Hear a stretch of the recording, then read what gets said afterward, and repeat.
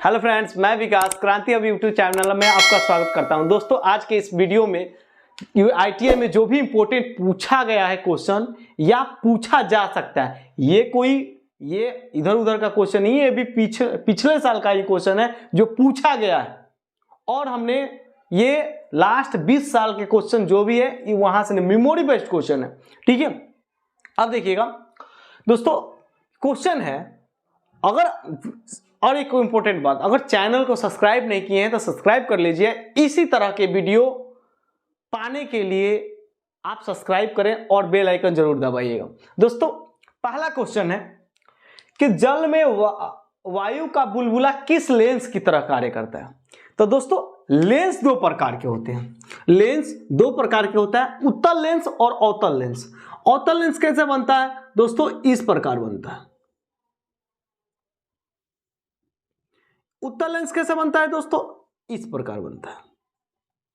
उत्तल लेंस में क्या होता है? उठा हुआ होता है। अवतल लेंस में क्या होता है? धंसा हुआ रहता है। आपको बता दें कि जो अवतल दर्पण होता है ना, अवतल दर्पण ही क्या कहलाएगा? जब दो अवतल दर्पण को जोड़ेंगे, जैसे इस टाइप का दो अवतल दर्पण को जोड़ेंगे तो ये क्या होगा? ये आपका क्या बनेगा? तो ये आपका अवतल लेंस बनेगा। ये कौन सा? उत्तल लेंस बनेगा। तो दोस्तों, वायु का बुलबुला तो आप जब देखते हैं तो गोल ही नहीं दिखाई देता है, गोल ही दिखाई देता है। तो ये गोल ही दिखाई देगा। तो देखो, ये तो धंसा हुआ, ये उठा हुआ गोल। अब आप कोई भी बुलबुला देखिएगा, पानी में जो बुलबुला उठा ही रहता है, धंसा नहीं रहता है। तो इसका आंसर क्या हो जाएगा? उत्तल लेंस हो जाएगा। तो दोस्तों, पहला ऑप्शन है उत्तल लेंस। एक बार और, जल में वायु का बुलबुला किस लेंस की तरह कार्य करता है? तो उत्तल लेंस। दूसरा, प्रोड्यूसर गैस का मुख्य अवयव क्या है? प्रोड्यूसर गैस का मुख्य अवयव क्या है? तो दोस्तों बता दें, प्रोड्यूसर गैस जो होता है ना, ये कार्बन मोनोऑक्साइड और नाइट्रोजन से बनता है। यानी कार्बन मोनोऑक्साइड, यानी कार्बन मोनोऑक्साइड CO होता है, कार्बन मोनोऑक्साइड CO होता है और नाइट्रोजन जब इसमें ऐड करेंगे नाइट्रोजन गैस, तो ये होता है प्रोड्यूसर गैस। ठीक है, तो प्रोड्यूसर गैस आपका कार्बन मोनोऑक्साइड और नाइट्रोजन गैस, ये ऑप्शन सेकंड हो जाएगा। तीसरा क्वेश्चन देखिएगा दोस्तों कि इमली में कौन सा अम्ल पाया जाता है। तो देखिए, ये जरूरी नहीं है कि एक ही क्वेश्चन आपसे पूछ देगा संतरा में कौन सा अम्ल पाया जाता है, सेब में कौन सा अम्ल पाया जाता है, आंवला में कौन सा अम्ल पाया जाता है। ये जरूरी नहीं है कि जो क्वेश्चन यहां पे प्रेजेंट है वही क्वेश्चन पूछा जाए। क्वेश्चन देखिए बेस्ट वही रहेगा, टाइप रहेगा वही, लेकिन क्या होता है कि थोड़ा सा चेंज कर देगा। अब यहां पे इमली है तो यहां पे सेब कर देगा, यहां पे संतरा कर देगा, चींटी का डंक कर देगा। तो आपको वहां पे याद करना होगा। ठीक है, तो इमली में कौन सा अम्ल पाया जाता है? तो टार्टरिक अम्ल पाया जाता है। इमली में टार्टरिक अम्ल पाया जाता है, सेब में मौलिक अम्ल पाया जाता है, संतरा में सिट्रिक अम्ल पाया जाता है, और आपको बता दें चींटी के डंक में मेथेनोइक अम्ल और फार्मिक अम्ल पाया जाता है। जो लाल चींटी होती है उसमें फार्मिक अम्ल और जो काली चींटी होती है वो होता है मेथेनोइक अम्ल पाया जाता है। दोस्तों, अब अगला क्वेश्चन देखते हैं 4 नंबर कि गोबर गैस में कौन सी गैस होती है? गोबर गैस, देखिए गोबर गैस जनरली जो होता है, मतलब सारे, देखिए गोबर गैस आप घर पे बना सकते हैं। ठीक है, कैसे बनता है कि सारे गोबर को इकट्ठा करके उसमें से एक प्रकार की गैस निकलती है, जो उसमें क्या होता है? मीथेन होता है। गोबर गैस में मीथेन होता है। ओजोन का क्षय का कारण क्या है? ओजोन, देखिए आप सुने होंगे कि ओजोन परत क्षय होता जा रहा है, उसकी मोटाई घटते जा रही है। ये क्या होता है? तो जो गाड़ियों से धुआं निकलते हैं ना, जो गाड़ियों से धुआं निकलते हैं, ये ओजोन परत को क्षय करते हैं। ओजोन परत को क्या करते हैं? उसको मतलब नाश करने का काम करते हैं। तो ओजोन परत, आपको बता दें कि ओजोन परत समताप मंडल में पाया जाता है। यह भी क्वेश्चन पूछा जाएगा कि ओजोन मंडल किस परत में पाया जाता है। तो ओजोन मंडल समताप मंडल में पाया जाता है, और ओजोन समताप मंडल दूसरे मंडल, ये दूसरा मंडल है। टोटल अगर पूछा जाए मंडल कितने? 5 मंडल होते हैं। क्षोभ मंडल, समताप मंडल, मध्य मंडल, आयन मंडल और बहिर्मंडल। ये 5 मंडल होते हैं। क्या होता है कि ये पांचों को दे देगा और कहेगा सीरियल वाइज सजाइए, सीरियल वाइज। तब क्या कहेंगे, पहले क्षोभ मंडल है, समताप मंडल है, मध्य मंडल है, आयन मंडल है और बहिर्मंडल है। तो दोस्तों इसका आंसर हो जाएगा कार्बन क्लोरोफ्लोरोकार्बन। यानी ये देखिए, ये पहले ये एसी वगैरह में लगा होता था, ठीक है। एसी में एक बहुत मुख्य निकलता था गैस, फ्रेऑन गैस, ठीक है, ये भी पूछा जा सकता है। अब देखिएगा विद्युत मोटर किस सिद्धांत पर कार्य करता है। तब बता दें कि विद्युत मोटर ये विद्युत चुंबकीय प्रेरण सिद्धांत पर कार्य करता है। इसका आंसर हो जाएगा ऑप्शन ए, विद्युत चुंबकीय प्रेरण। आपको पूछा जा सकता है कि मोटर क्या करता है। विद्युत मोटर क्या करता है, विद्युत ऊर्जा को यांत्रिक ऊर्जा में कन्वर्ट करता है।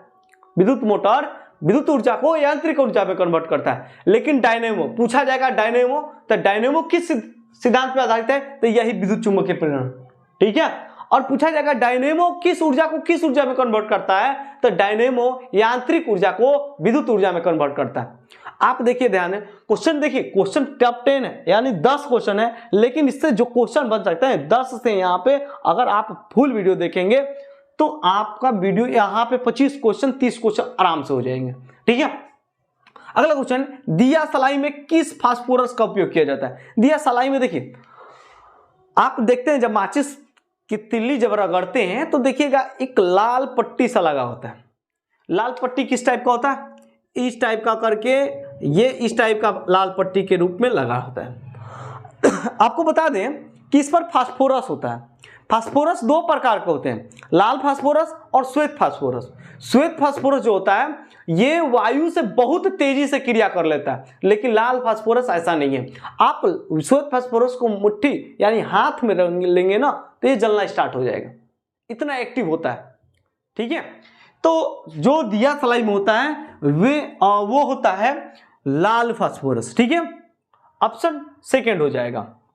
लिग्नाइट में कोयला में कार्बन की परसेंटेज मात्रा, आपको बता दें कि जो कार्बन की परसेंटेज मात्रा होते हैं, कोयला 4 प्रकार के होते हैं। कोयला 4 प्रकार के होते हैं, एंथ्रासाइट, लिग्नाइट, बिटुमिनस और पीट, ठीक है। आप एंथ्रासाइट, बिटुमिनस, लिग्नाइट और पीट, आपको बता दें सबसे हेवी क्वालिटी का कोयला जो होता है एंथ्रासाइट होता है, जिसमें कार्बन की परसेंटेज मात्रा मतलब क्या होती है, बहुत मतलब एक तरह से देखा जाए कम होती है, ठीक है। लिग्नाइट में कार्बन की परसेंटेज मात्रा 65 से 70, ठीक है। अब सुनो, ये पूछा जा सकता है कि कोयला का कितने प्रकार हैं, कौन कौन सा है, इसमें निम्न में से कोयला का प्रकार कौन सा है, ठीक है। अगला क्वेश्चन देखते हैं, कैलेमाइन किसका अयस्क है। तो कैलेमाइन बता दें कि देखिए कैलेमाइन अयस्क से क्वेश्चन पूछा जा सकता है अयस्क से। तो कैलेमाइन क्या है, जिंक का है। कैलेमाइन जिंक का अयस्क है। तांबा का होता है कॉपर पायराइड्स, ठीक है। और पारा का क्या होता है, सिनेबार होता है। एल्युमिनियम क्या होता है, बॉक्साइड होता है। तो ये सब और अयस्क से पूछे, जरूरी नहीं है कि सेम टू सेम क्वेश्चन आ जाएगा, ऐसा बात नहीं है, ठीक है। लेकिन जो बोल रहे हैं कि अयस्क में इतना ही पूछा जाएगा, हाँ इतना ही से आएगा, ठीक है। अब देखिए कैलेमाइन किसका अयस्क है, तो जिंक। अब अगला क्वेश्चन नंबर 10 है कि वेग और समय के अनुपात को क्या कहते हैं। देखिए क्वेश्चन जनरली किसको नहीं पता है, ये फिर भी क्वेश्चन ऐसे पूछा जाता है। देखिए हार्ड नहीं आता है क्वेश्चन, इसी टाइप का पूछता है क्वेश्चन, हार्ड आईटीआई में नहीं आता है। आपको बताएं तो वेग और समय, त्वरण बराबर क्या होता है, वेग बटा समय। तो ये आपका त्वरण। एक बार और सबको रिमाइंडर कर दे रहे हैं आपको कि जल में वायु का बुलबुला किस लेंस की तरह कार्य करता है, तो उत्तल लेंस। प्रोड्यूसर गैस का मुख्य अवयव क्या है, तो कार्बन मोनोऑक्साइड और नाइट्रोजन गैस CO+N2। इमली में कौन सा अम्ल पाया जाता है, तो टार्टरिक अम्ल। गोबर गैस में कौन सी गैस पाई जाती है, तो मीथेन। ओजोन का क्षय का कारण क्या है, CFC क्लोरोफ्लोरोकार्बन, ठीक है।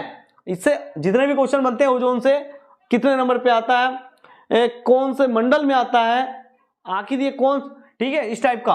विद्युत मोटर किस सिद्धांत पे कार्य करता है, तो विद्युत मोटर विद्युत चुंबकीय प्रेरण के सिद्धांत पे कार्य करता है।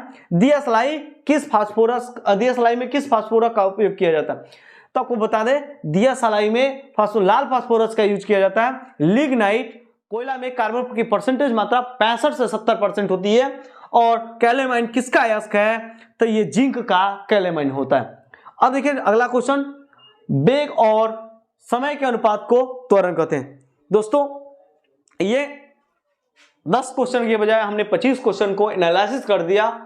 आप सारे क्वेश्चन को दिमाग में रखिएगा और इसी को जितना भी बताएं इसी में से क्वेश्चन आपके ITI में पूछे जाएंगे। ठीक है, बस इतना ही।